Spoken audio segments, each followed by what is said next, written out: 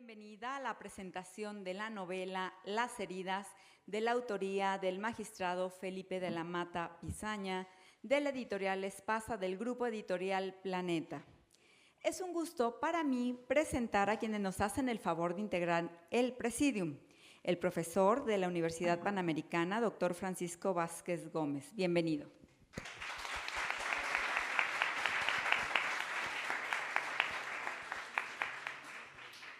El alumno de la carrera de Derecho de esta universidad, Gerardo Vera Gabilondo. Bienvenido.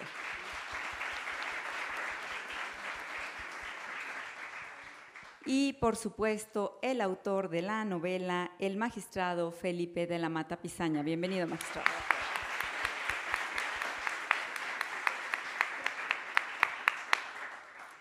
En un momento más nos acompañará la senadora de la República y ministra en retiro, Olga Sánchez Cordero. Pero, en tanto, quiero agradecer la presencia de la comunidad académica y docentes de esta casa de estudios, así como de las demás personas que nos acompañan. Muchísimas gracias por estar aquí. Y bueno, pues sin más, vamos a comenzar para escuchar la presentación de Gerardo Vera Gabilondo de esta interesante novela. Adelante, por favor. Muchas gracias. ¿Cómo están?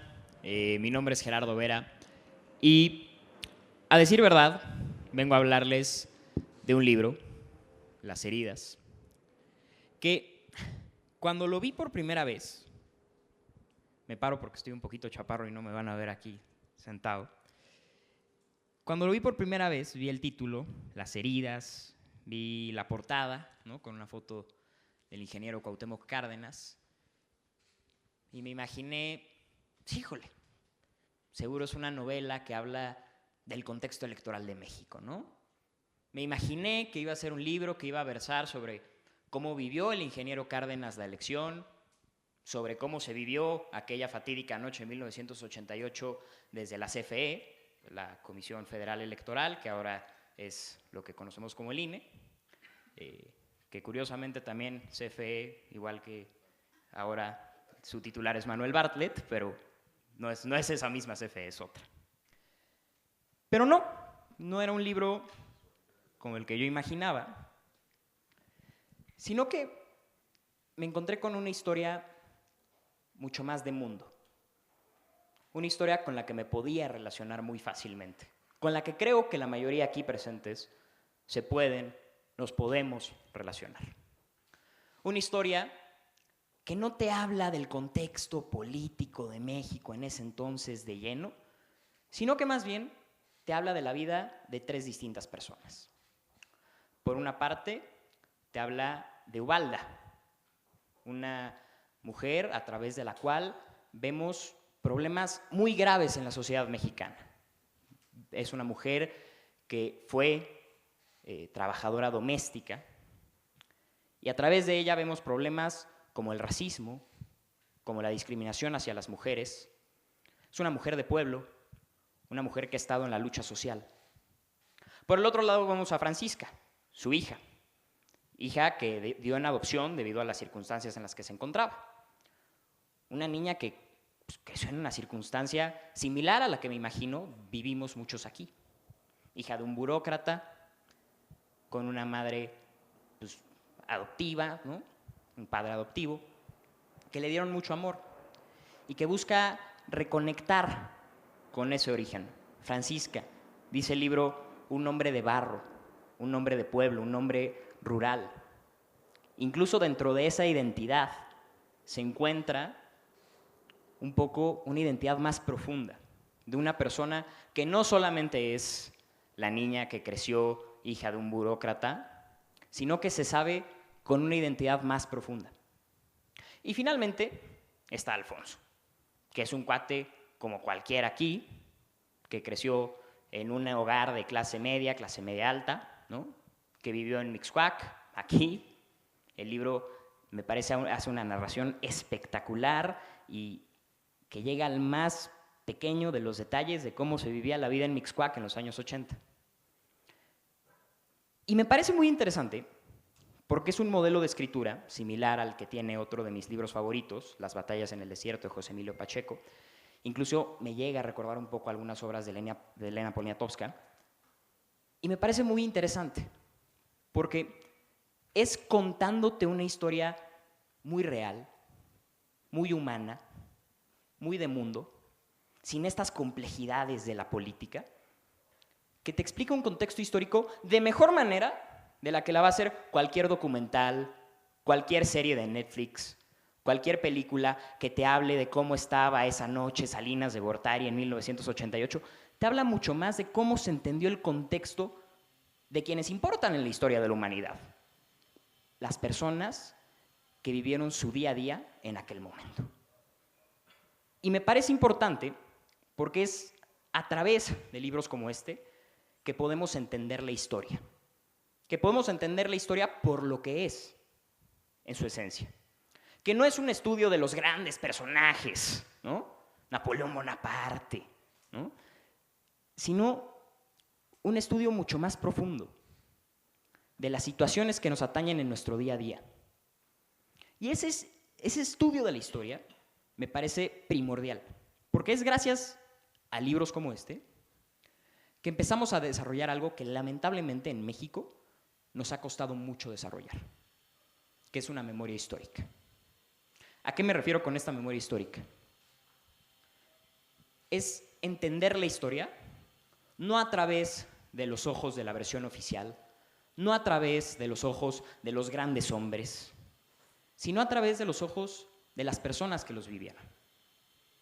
A través de las personas que no eran distintas a ti, que no eran distintas a mí, y que vivieron cada hecho en el pasado.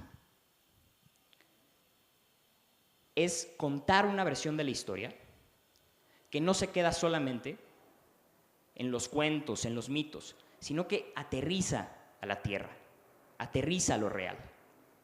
Y aterriza a hablarnos de quienes por muchos años nos hemos olvidado. Las personas en el campo, las personas en las ciudades, las personas que a veces para nuestra historia pueden parecer insignificantes, las personas que han sido humilladas, las personas que han sido olvidadas, personas a las que estamos obligados a reivindicar. ¿Y por qué es importante desarrollar esta memoria histórica? Porque vivimos en un país sumamente desigual, porque vivimos en un país lleno de problemáticas sociales, porque vivimos en un país consumido por la pobreza, por la división, por la polarización. Y en un contexto tan complejo como en el que vive México, es esencial encontrar la historia y respetar la memoria de quienes vinieron antes, de los personajes más relevantes que ha habido en nuestra historia, que, perdón, no son los expresidentes, no son los ministros de la Corte, no son los senadores, no son los diputados. Hacemos una pausa para recibir a la ministra en retiro y senadora Olga Sánchez Cordero. Un aplauso, por favor.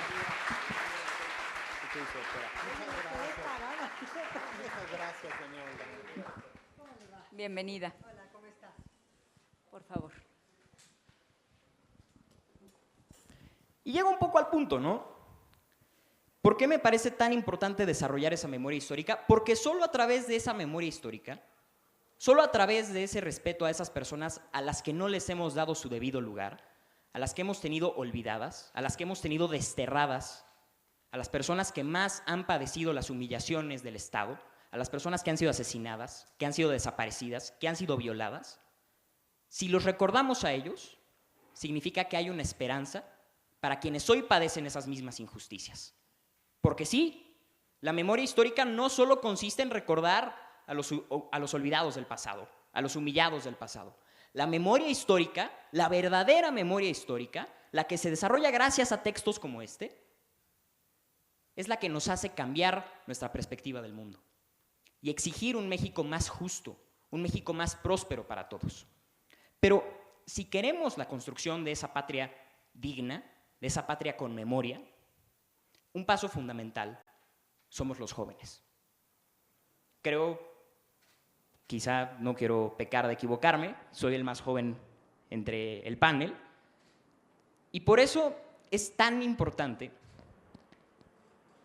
que lean este libro, que revisen este tipo de documentos, porque son documentos elaborados por personas que vivieron ese contexto, que vivieron esas circunstancias. Además, bueno, el magistrado de la Mata, experto en derecho electoral, pues, ¿quién más para explicarnos un contexto tan convulso en México como 1988? Pero es solo si revisamos esos textos que nos dejan estas generaciones que podemos nosotros seguir construyendo el legado de la memoria histórica. Porque la memoria histórica no acaba hoy. Tenemos que empezarla hoy. Es una tarea que tenemos que construir constantemente. La construcción de una patria digna y con memoria empieza por sanar las heridas. Felipe, felicidades por el libro.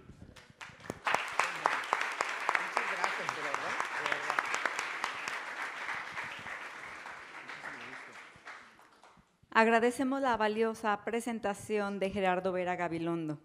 A continuación voy a ceder el uso de la voz al doctor Francisco Vázquez Gómez para que por favor nos haga la presentación de la novela. Adelante. Muchas gracias, buenas tardes a todas y todos. A mí, pues, antes que nada, magistrado, doctor, profesor de nuestra Facultad de Derecho, pues muchas gracias por la invitación. En lo personal y como académico, pero me toca jugar una doble cachucha porque pues me toca hoy por hoy desempeñar el rol de secretario académico de la facultad, y en ese rol pues no quería dejar de dar la bienvenida a doña Olga, que me parece que es un ejemplo, un paradigma para todas y cada una de nuestras alumnas, porque para decirlo muy pronto, doctora en Derecho, notaria pública, ministra en retiro, secretaria de Gobernación y senadora de la República. Ninguno de nosotros, a lo mejor en 2 vidas,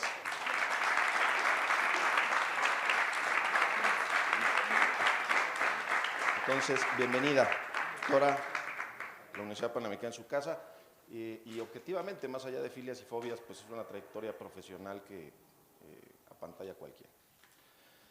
Pero entrando al libro, me parece que el doctor de la Mata pone el punto sobre las IES a partir de un año, ¿no? Como ya lo mencionaba Gerardo, 1988, que es un antes y un después, que eso me parece que tenemos, y ahí es donde yo agradezco este tipo de textos, porque le permiten a las nuevas generaciones, él menciona en alguna parte del libro que él vivió este año en la adolescencia. Bueno, pues yo lo viví más o menos a los 7 años, todavía recuerdo, tenía un amigo en la primaria, muy cercano al Partido Acción Nacional, su familia, y pues salíamos a pegar pósters de Manuel J. Cloutier, ¿no? Y era desde hacer el engrudo, ¿no? Porque pues, los pósters eran no plásticos, eran, ¿no? Y entonces en los postes de luz, en los postes de teléfono. Pero sí me siento cercano al momento, y en este sentido pues creo que es muy importante para ustedes, jóvenes, el que podamos tener este tipo de textos, sobre todo porque leyendo la novela, que va muy bien hilvanada en cuanto a lo que le van pasando a estos personajes que ya mencionaba Gerardo, pero también poniendo el contexto de lo que está pasando en el momento, ¿no? Hay una parte del libro que me parece que podría cualquier persona denominarlo apéndice, como normalmente desde el punto de vista bibliográfico se hace, pero el apéndice pues es algo que puede estar o no estar y no pasa nada. La verdad es que es un apéndice bastante insustituible, que es justamente todo la cronología que haces, ¿no? Fecha por fecha de lo que va pasando en el contexto de 1988. Y en este sentido recordaba yo unas palabras de don Carlos Castillo Peraza, hoy sobre todo en un contexto en el que evidentemente se están reflexionando muchas cosas desde el punto de vista constitucional, que los que me conocen pues es mi tema. Hay muchas reformas puestas sobre la mesa, y en ese sentido decía Carlos Castillo Peraza que para poder darle presente a la Constitución, para saber si la Constitución tiene futuro, es necesario que podamos conocer el pasado, porque del pasado al futuro no se salta más que en los discursos demagógicos o en las novelas o en las películas de ficción. Pues claro, el entender el hoy para darle presente a la Constitución pues, significa necesariamente ir al pasado. Y yo, recordando un poquito o haciendo esta memoria respecto de lo que fue 1988, pues me parece que generó todo ese movimiento, pues cambios fundamentales en este país, que hoy por hoy hay que saber valorar, hay que saber atesorar. Por ejemplo, de lo que pasó en el 88, pues se generaron instituciones como el Instituto Federal Electoral, ¿no? Como órgano constitucional autónomo, en el que pues ya las elecciones no las organizaba el gobierno, sino las organizaba un órgano distinto que con toda imparcialidad, objetividad, pues intenta realizar una función que no es política, que es técnica, ¿no? Porque al IFE, hoy INE, pues en principio no le debe dar mayor interés que ganen unos o pierdan otros, ¿no? Es decir, que simplemente se haga valer el voto del pueblo. Pero un elemento que me parece que es muy característico, que yo suelo traer a la referencia en torno a este contexto, es el hecho de que tú y yo, hoy por hoy contamos con esto, ¿no? Que se llama credencial para votar. Vale la pena, por ejemplo, preguntarle a los abuelos, ¿no? Y antes cómo se identificaban, porque hoy tú y yo llegamos al banco y no hay la menor duda de que podemos acreditar nuestra identidad con este documento. Pues en gran medida se debe a esa autonomía de la que hoy goza, por ejemplo, el Instituto Nacional Electoral, y nadie cuestiona, ¿no? En principio, seguramente hay documentos falsos por ahí, como siempre los ha habido en todos lugares y en todos momentos, pero, digamos, esa credibilidad, no me dejará mentir el doctor, el magistrado, pero justo nosotros crecimos en esta lógica del sospechosismo, del fraude, ¿no? Hoy me parece que eso lo hemos disipado, y ahí es donde se ve que está siendo fortalecida la democracia. Evidentemente, el hecho de que podamos haber empezado la transición democrática por la vía pacífica y por la vía de las instituciones, a diferencia de muchos otros estados sudamericanos, por ejemplo, centroamericanos, que tuvieron, ¿no?, la sociedad que agarra los palos y las escobas, digo, sin que tampoco seamos un país ejemplar en ese sentido, pero no tuvimos que ir a una revolución, ¿no? Hemos ido dando pasos, hemos ido dando cambios, y esto lo demuestra precisamente el hecho de que pues, nuestra Constitución suma más de 770 reformas. Es decir, por la vía institucional. El que exista hoy por hoy un árbitro como el Tribunal Electoral, fíjense ustedes, antes quien decía si las elecciones eran válidas o no era la Cámara de Diputados, ¿no? Que normalmente pues estaba, digamos, integrada por mayoría del partido que había ganado la elección, que iban a decidir. Hoy por hoy se hace un escrutinio y se vigila que precisamente la elección se ha desarrollado en buenos términos. Y pues de ahí la creación de un sinnúmero de órganos constitucionales autónomos que hoy por hoy nos dan, ¿no?, como esa tranquilidad, esa garantía de que las decisiones que tienen que tomarse atendiendo a parámetros técnicos, a parámetros ante todo no políticos, pues sean las mejores decisiones.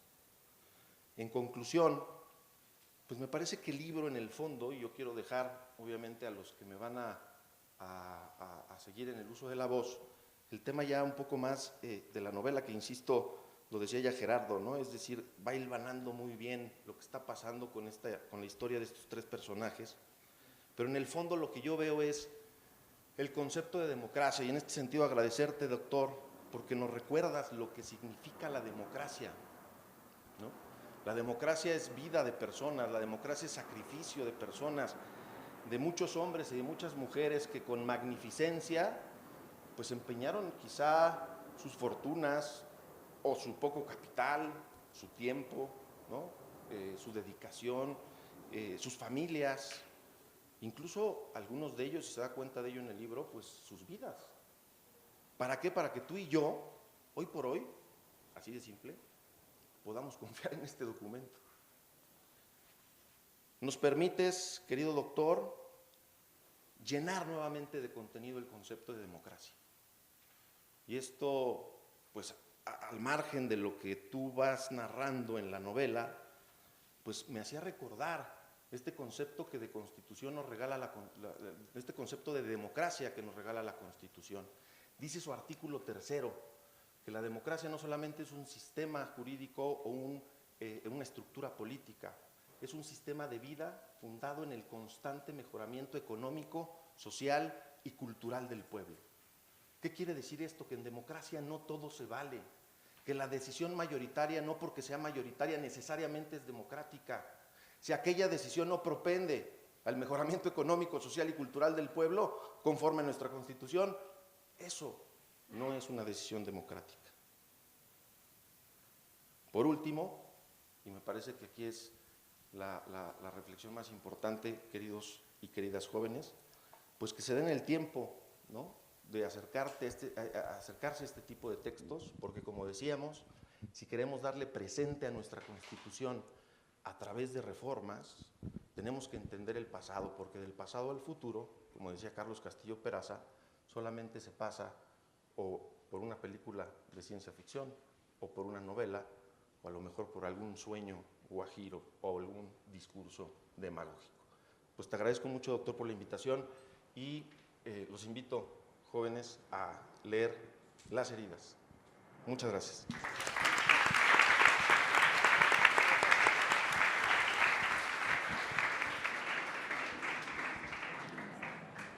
Le agradecemos al doctor Francisco Vázquez Gómez su valiosa presentación. Y a continuación voy a ceder el uso de la voz a nuestra querida ministra en retiro y senadora Olga Sánchez Cordero para que por favor nos haga la presentación de la novela. Pues muy buenas tardes a todas, a todos ustedes. Felipe, estoy verdaderamente emocionada y no me quería perder de esta tarde, compartiendo esta novela maravillosa con los estudiantes de la UP. Quiero decirte que me apena mucho que la vez pasada fue una inundación espantosa para llegar.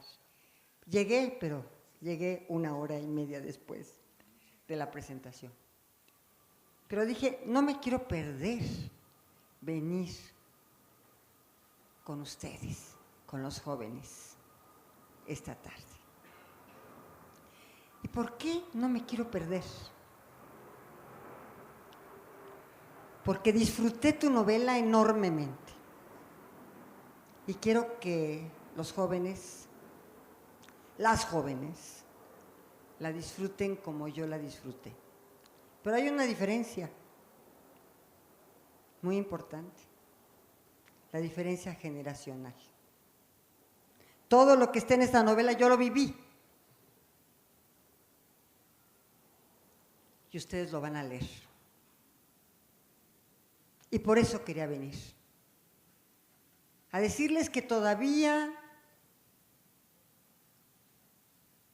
estamos presentes los testigos de lo que ocurrió en nuestro país en los años 60, 70, 80 y parte de los 90. Y decirles que con una pulcritud investigadora impecable, nuestro magistrado Felipe de la Mata hace una relatoría novelada de lo que efectivamente sucedió y que ustedes hoy en día no tienen la más remota idea de esos años. De esos años en donde nosotros jóvenes en ese tiempo, en el 68, y ahorita me distraje en mi teléfono celular, no vayan a creer porque estaba yo buscando chats, sino porque estaba yo buscando el informe de la comisión que formamos en la Secretaría de Gobernación para la investigación de lo que pasó, sobre todo en Guerrero, como esta novela lo señala con toda precisión, en Guerrero de los años 70 y 80. Quiero que lean esta novela y que se ubiquen en el tiempo y en el espacio en que vivieron Ubalda, Francisca, Alfonso. La leí no una vez, la leí 2 veces, o 3 si pudiera yo otra vez, y lo voy a hacer. Porque cada momento histórico que se relata en esta novela lo viví yo. En los años 70, en este país. Ser de izquierda, como yo soy, y me autodefino como tal, pero de izquierda moderada, por supuesto, no radical. Ser de izquierda significaba atentar contra la estabilidad del Estado. Ser de izquierda significaba ser comunista. Y el Estado no podía permitirse el lujo de que existieran grupos de izquierda porque los calificaba de subversivos. Y esos grupos había que exterminarlos hasta acabar con familias completas, sobre todo en Guerrero. Y estos movimientos, yo recuerdo con mucha claridad, porque yo era joven como ustedes, pero era joven y ya estaba en la universidad, en los 60s, en los 70s, en los 80s, me acuerdo perfectamente de todos los sucesos que acontecieron. Conocí al ingeniero Cárdenas, lo acompañé en el 88, en el fraude electoral, o en el, para hablar con propiedad, porque siempre los abogados tenemos que hablar con una propiedad, en el presunto, porque nunca hubo una aclaratoria de fraude electoral, en el presunto fraude electoral. En 1968 participé en el movimiento de los jóvenes. Y si ustedes supieran quiénes estaban en ese movimiento, se podían ir de espaldas. ¿Saben quién presidía la comité de huelga en el movimiento del 68 en la Facultad de Química? Nuestro embajador hoy en China, el embajador Sead, el que negoció el tratado, el TEMEC. Él estaba en el movimiento, era el presidente del Comité de Química del 68. Presencié y escuché del exterminio de familias completas, como la familia Jaramillo en los años 60, como lo describe aquí Felipe de la Mata. No tuvieron piedad ni siquiera con la esposa embarazada de 8 meses. También la mataron. A toda su familia, a sus hijos. Conocí a Genaro Vázquez. Conocí, no personalmente, a Lucio Cabañas. También supe de la Liga 23 de septiembre, en donde desapareció el hijo de Rosario Ibarra. Para ustedes esto es muy lejano. Para mí, con 77 años de edad, sigue presente. Tan presente como cuando yo era joven como ustedes. Y quise venir hoy a esta universidad y quise venir con ustedes a decirles que no se respetaba la disidencia, que la Secretaría de Gobernación que yo presidí 3 años era una secretaría de la represión y de la desaparición forzada de personas. Era una secretaría de la tortura. Y si ustedes le preguntaran a los directores de la Dirección Federal de Seguridad por qué torturaban a los jóvenes y por qué a veces se les pasaba la tortura y los mataban, como en esta novela,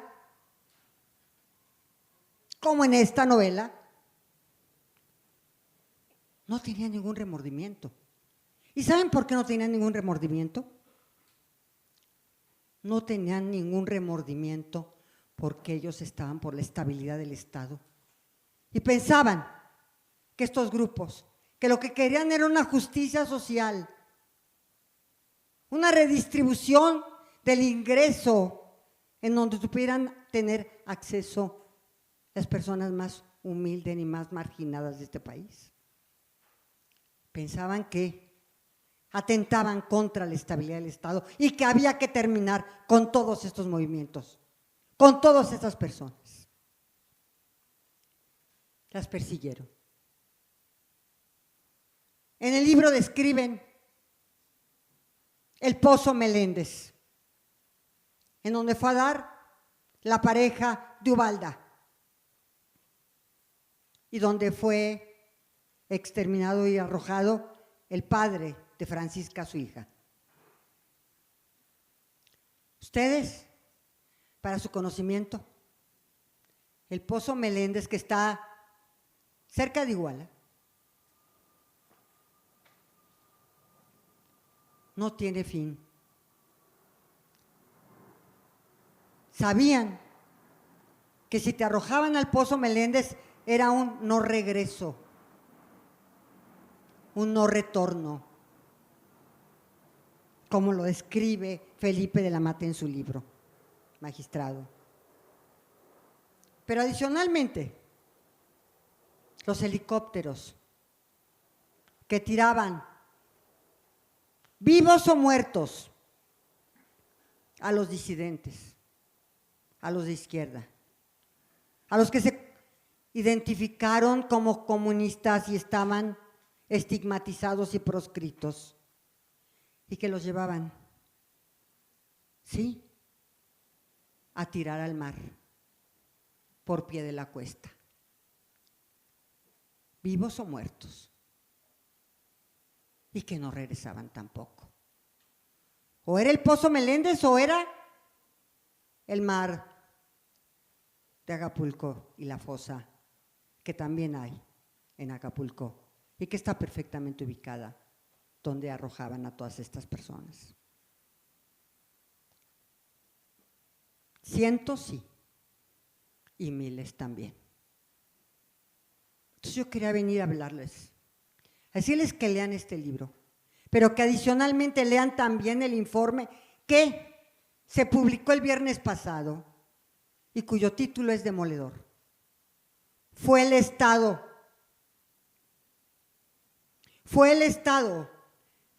1970,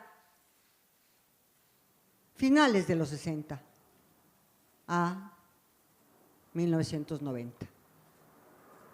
Fue el Estado represor.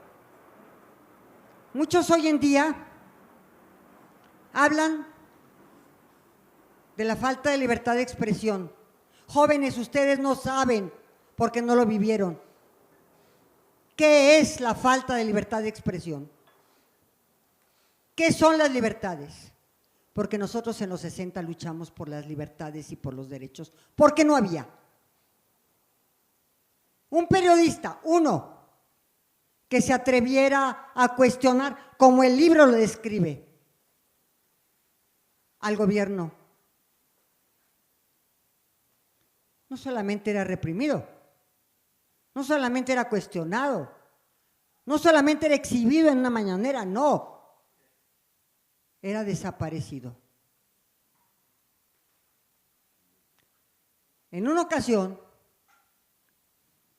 uno de estos presidentes de los años 70, yo era muy joven,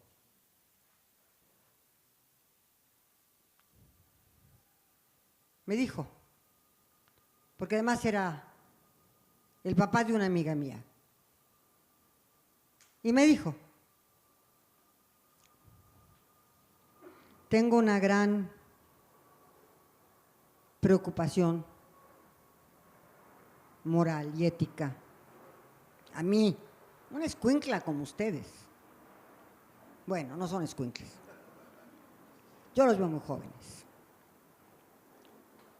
Y le dije, ¿y cuál es su preocupación? El papá de mi amiga. Yo tendría unos 25 años, 24 años, entonces. Y me dijo, es que yo le manifesté a uno de mis colaboradores que ya no aguantaba este periodista y su crítica permanente y su escrutinio público, molesto, y no lo volví a ver.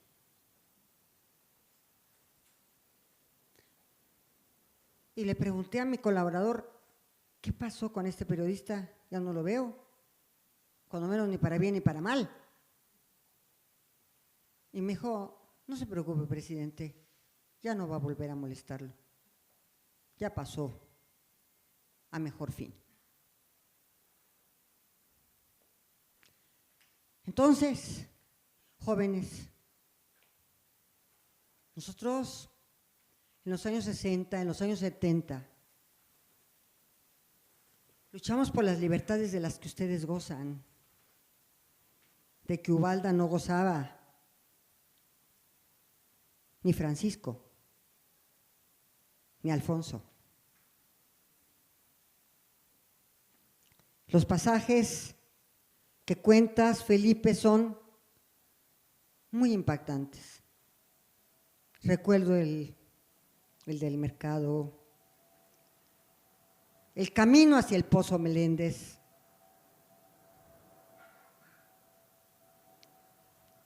la actitud de Ubalda contra los de la Federal de Seguridad,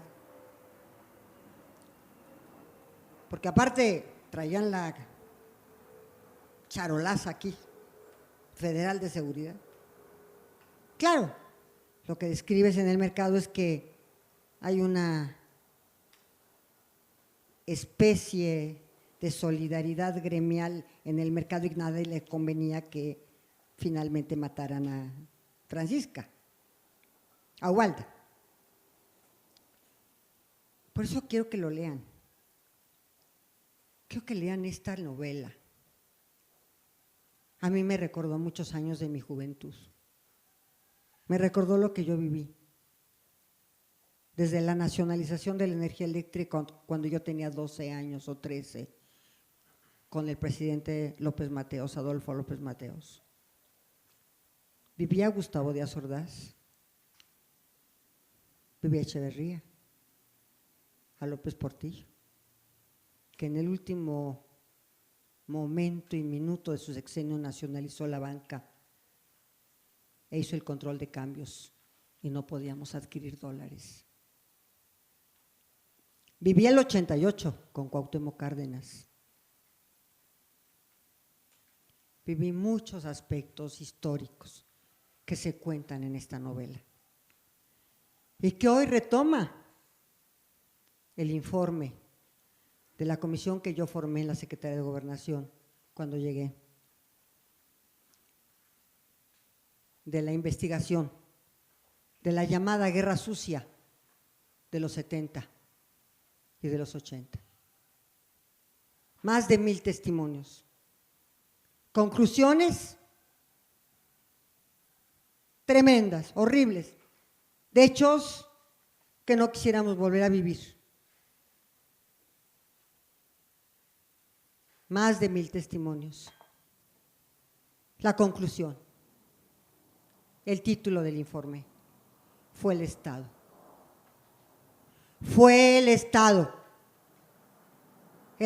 represor, el Estado responsable de las desapariciones forzadas, el Estado que en una pretendida estabilidad arrasaba con poblaciones enteras, con familias completas, con desapariciones forzadas. Y ustedes, jóvenes, si ustedes leen esta novela y ven el reporte que se acaba de publicar el viernes pasado, y por eso lo conecto, pueden entender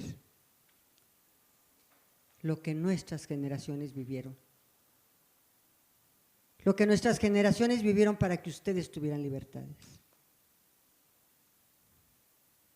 No entenderían cuáles son las faltas de libertades. Tomaron la ciudad universitaria en el 68, los soldados. A mi esposo, entonces mi novio, por cierto, de culatazos le rompieron 3 costillas. La represión estaba ahí, estaban los soldados. Nosotros ingenuamente queríamos romper el cerco de los soldados para ingresar nuevamente a la Universidad Nacional en 1968 y tomar clases. ¡Qué ingenuidad! ¡Qué romanticismo! Tomar clases, regresar a las aulas en un estado de sitio de la Universidad Nacional.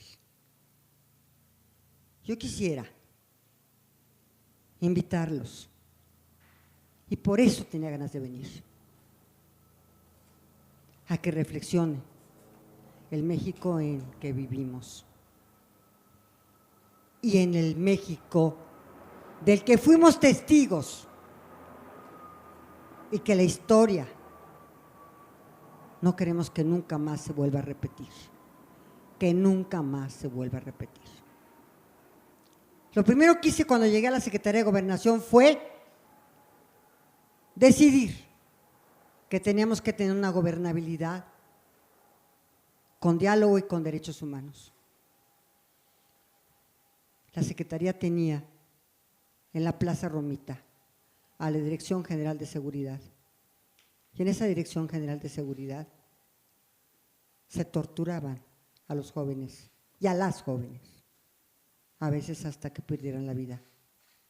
Y en esa Plaza Romita y en ese edificio de la tortura hicimos 2 cosas. Ahí, en ese edificio, albergamos a la Dirección General de Derechos Humanos. Y en los sótanos hicimos el Museo de la Memoria. Yo no quiero ya tomar más tiempo de esto, del que me ha sido permitido. Decirles que yo le tengo un gran respeto, cariño, afecto y admiración y reconocimiento al magistrado, y que él no tuvo ningún empacho en poner su nombre en esta historia, porque muchos a veces se ocultan en seudónimos para escribir estas historias, estas novelas.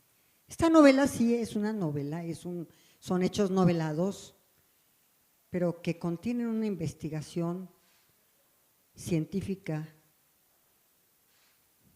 muy profunda, muy exacta, de lo que acontecieron y lo que fue el México de los 60, de los 70, de los 80, hasta los 90. Yo recuerdo también, ya para terminar, por supuesto haber acompañado al ingeniero Cárdenas, pero adicionalmente, si yo nací en una familia acomodada, ¿cómo es que yo me incliné para ser una joven de izquierda desde los 60, desde 1965, y reclutarme en los movimientos feministas? Mi padre no lo entendía muy bien. Claro, los jóvenes y las jóvenes somos rebeldes por naturaleza y queremos cambiar el mundo porque nos parece que podemos cambiarlo. No es tan fácil, ¿eh? Y el costo es altísimo a veces, la propia vida. Pero, sin duda, me fui a las izquierdas por una razón, por los derechos, por las libertades, sobre todo por los derechos y libertades de las mujeres. Porque no era dable. Mi padre,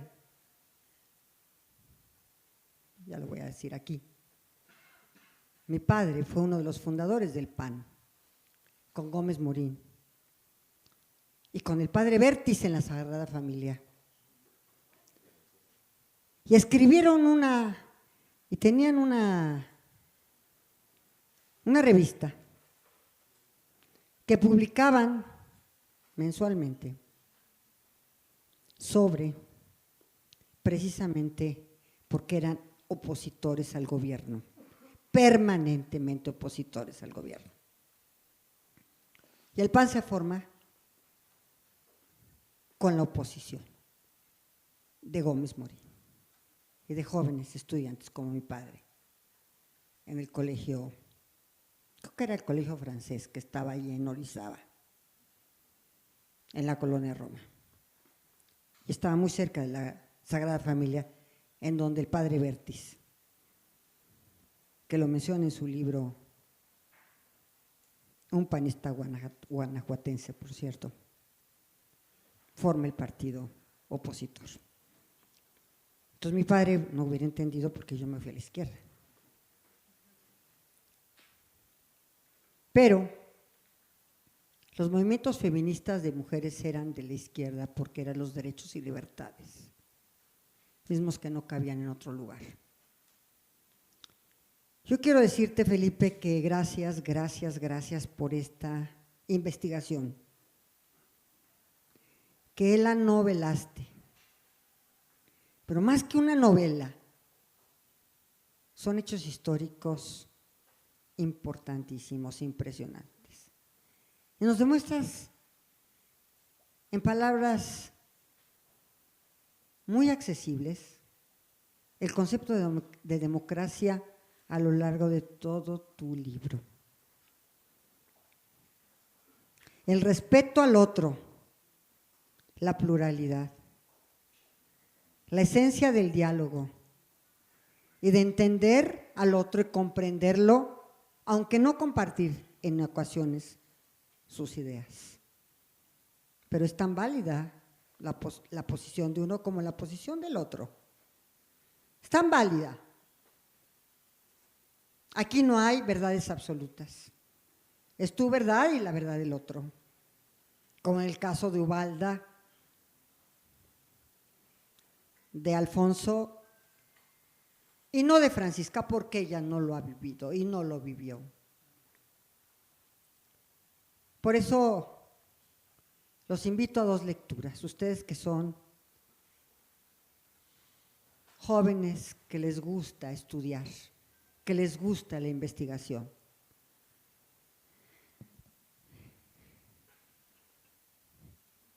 Esta novela, Con el espejo de un coche,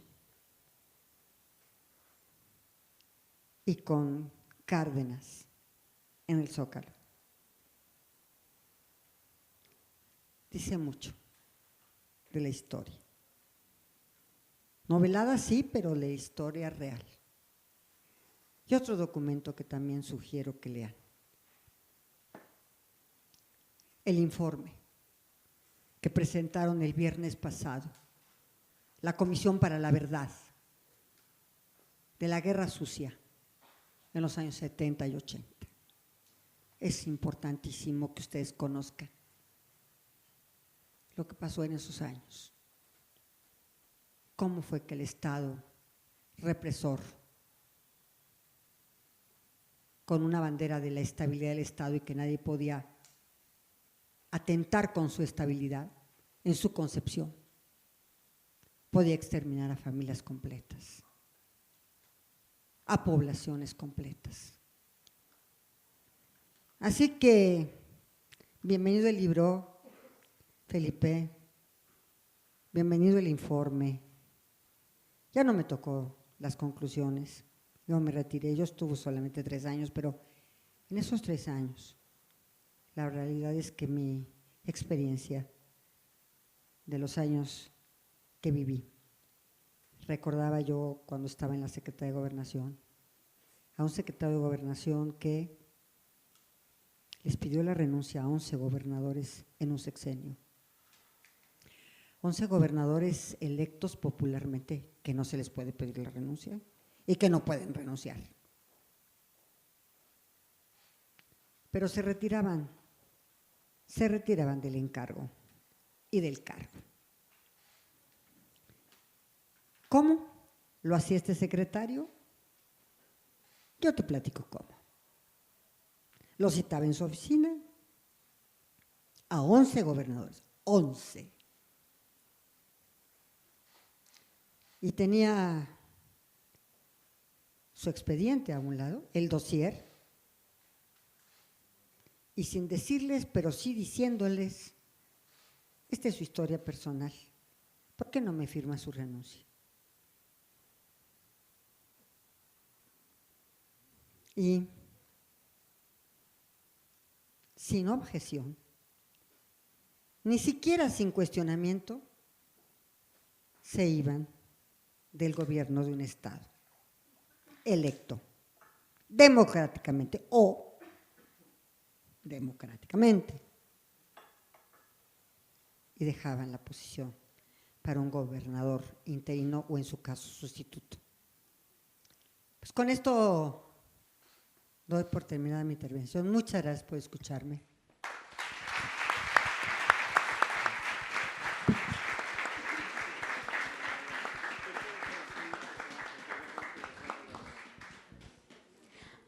Agradecemos la extraordinaria presentación de la novela de la senadora y ministra en retiro, Olga Sánchez Cordero. Y bueno, para finalizar, vamos a pedirle al autor que por favor nos dirija unas palabras sobre su novela. Adelante. Gracias, magistrado. querida Gaby. Antes que otra cosa, quiero agradecer a doña Olga Sánchez Cordero. De verdad, doña Olga, de verdad usted viste y reviste la presentación. Lo recordaré siempre y lo llevaré en el corazón sus palabras. Y de verdad, haber venido, el esfuerzo que sé con todas sus actividades, no sabe cómo se lo agradezco. Quiero decir también que yo siempre le he puesto como ejemplo de vida a mis hijas, aquí está una presente, a doña Olga, ¿no? La verdad es que es una mujer que es ejemplo no solamente para mi hija, sino para todas las mexicanas. De verdad, muchísimas gracias, doña Olga.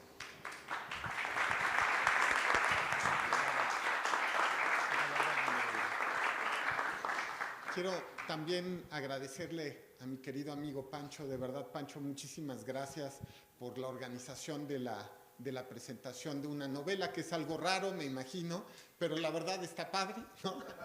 Y por otro lado, de verdad, quiero agradecerle también a Gerardo Vera, de verdad, querido Gerardo, qué bueno que te animaste a venir, de verdad, como siempre, digo como siempre porque lo sigo en TikTok, entonces pues se me hace como si lo he visto toda la vida, bueno, los últimos meses al menos.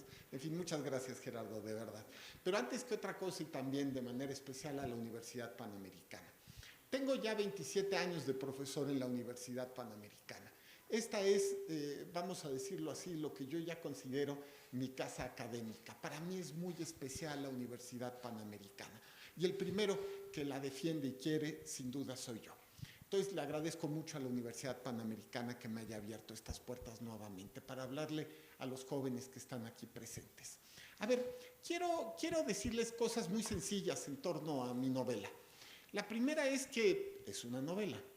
He sido autor de algunos libros de derecho. Algunos son buenos, seguramente otros serán muy malos, pero más o menos tengo conciencia de que tengo la habilidad para poder, por ejemplo, dar una clase, escribir un libro de derecho, espero que para dictar una sentencia y cosas parecidas a eso.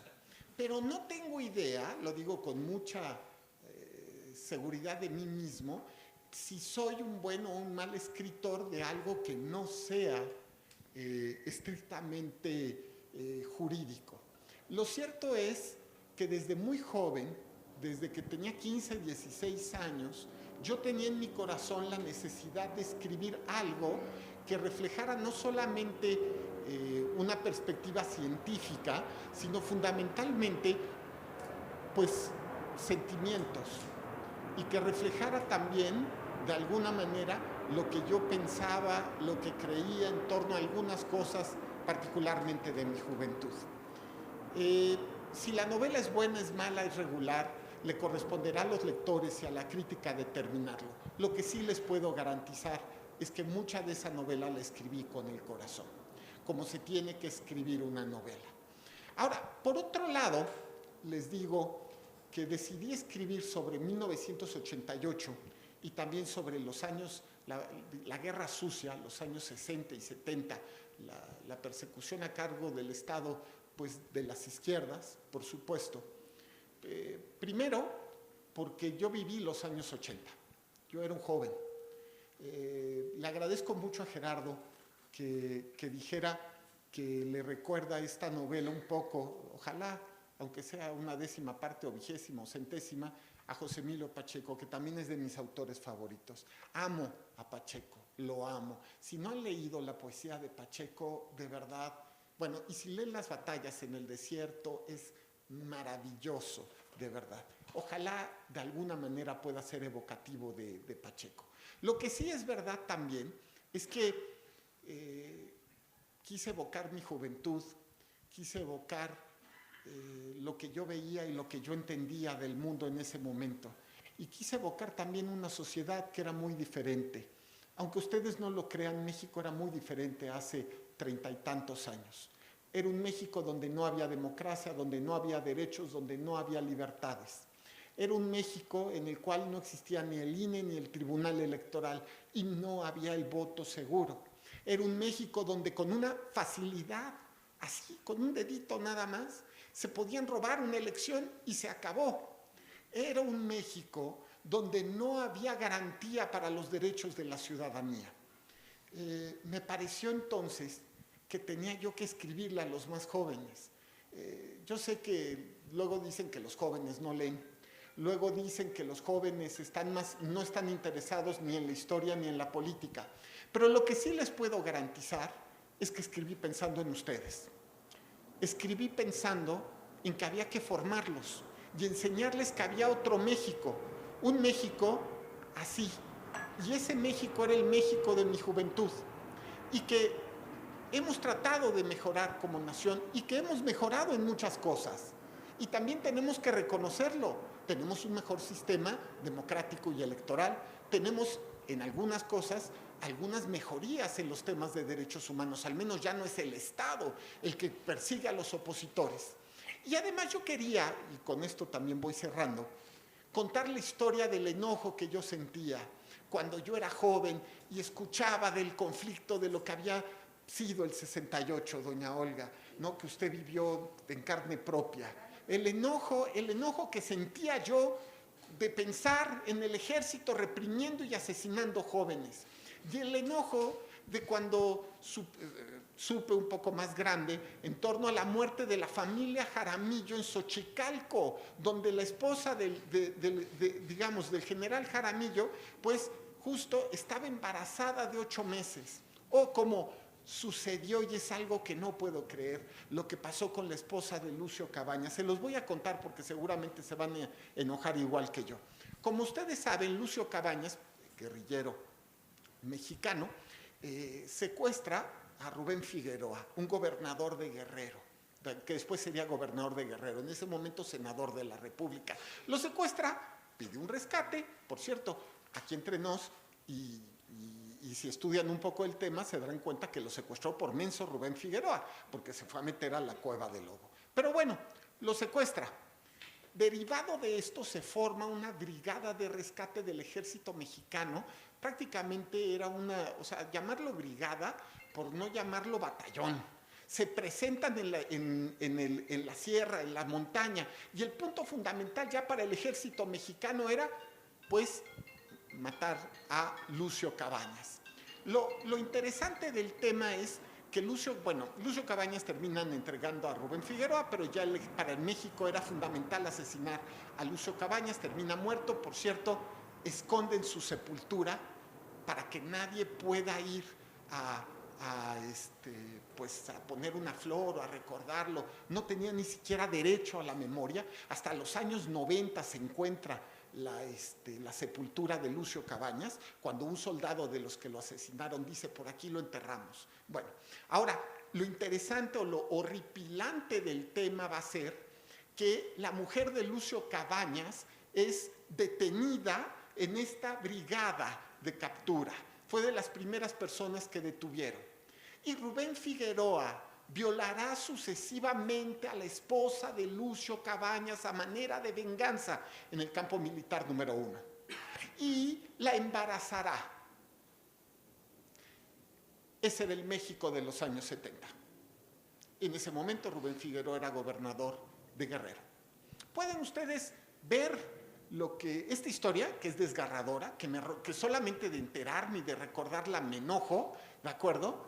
La pueden incluso contada por la hija de Lucio Cabañas, la pueden ver en un video en YouTube, donde en el campo militar número 1, a inicios de este sexenio, ella pues dice, yo me acuerdo de cuando yo era niña, ella es hija de Lucio Cabañas, y dice, por aquí aprendí a caminar. Estuvo varios años encerrada junto con su madre en el campo militar número 1, ¿de acuerdo? Y ahí encerrada aprendió a caminar. Y sufrió su madre lo que sufrió. Bueno, yo les recomiendo que lean la novela. No sé si es buena o es mala, pero está escrita con el corazón. Muchas gracias.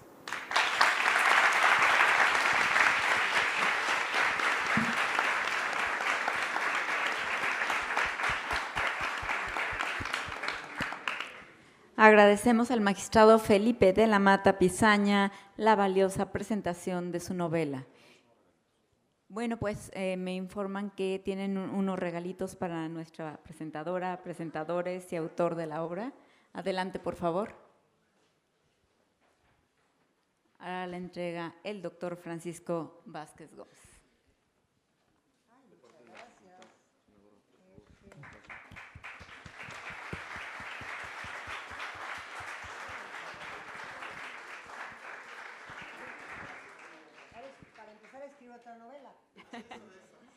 Muchísimas gracias a todas, a todos. Pueden adquirir la novela aquí en la parte de atrás, no se la pueden perder. Ahorita nuestro querido magistrado va a hacer la firma de los libros que gusten, por favor.